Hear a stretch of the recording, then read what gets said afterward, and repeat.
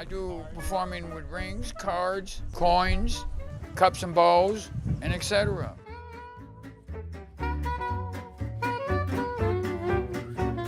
My name is Fred Anderson. My character name is Frisco Fred. I've been street performing here in San Francisco now since 1978. Jerry Salazar he's like an icon. He has been performing at the Wharf as long as I have been aware of people performing at the Wharf. So I'm thinking he's been performing here probably about 35, 40 years.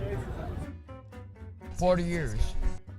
Everybody that is in San Francisco nowadays has seen me one time or another. Jerry does close-up magic with cards and finishing with this classic sort of gambler trick called cups and balls, where you have three brass cups and you have like little foam or leather balls about the size of like a giant marble, and you would stick them in the cups, and you'd put the cup down, there'd be a ball in it, you'd lift it up, you put the cup down again, and there'd be 2 or 3 balls in it, and people have no idea, it's magic. So it's really interesting watching him do that very, very classic, magic stuff.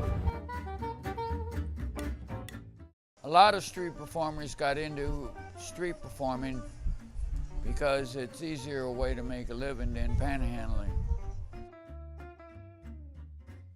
The history of street performing here in San Francisco, it started out as a sort of power to the people, 1960s, 1970s thing here at Fisherman's Wharf as an outgrowth of people doing art selling. When I first heard about it when I was in high school, it was sort of an outlaw rogue thing. People would do it in these entertainment shopping malls, Pier 39, Ghirardelli Square, the Cannery Shopping Center, the Anchorage Shopping Center. They got entertainment basically without having to pay for it. So it was a nice win-win sort of thing. I think one of the things that makes San Francisco a really good place for street performing, there are a couple of things. Just sort of the culture here where San Francisco embraces the idea of, being different, doing your own thing, being an artist, and trying something different.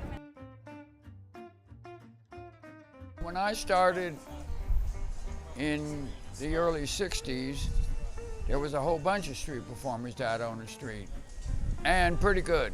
Today, there's not too many really good street performers left because the money was lousy. The challenges of street performing are increasingly the cost of living has changed, and what people actually give you as a tip hasn't really changed all that much. So, when people would give you $1 or $2 in 1975 or 1980, it's like, oh, it's a good tip. People don't tip like they used to. Good performers in the old days could do 2 shows and go home and forget about it. Today, you got to work 8 or 9 hours to make the same or close to the same that you did in the old days. Yeah, street performers perform to improve their talent. Guitar players come out and play guitars on the street to become better guitar players. Same thing with magicians or jugglers or whatever form you're doing on the street. So if you want to do street performing, I would say use it as a workshop to work on your stuff for other shows where you get people to pay you. Support your local street performer, and there's an election coming up. Remember to vote. Oh, and every time a politician says tax cut,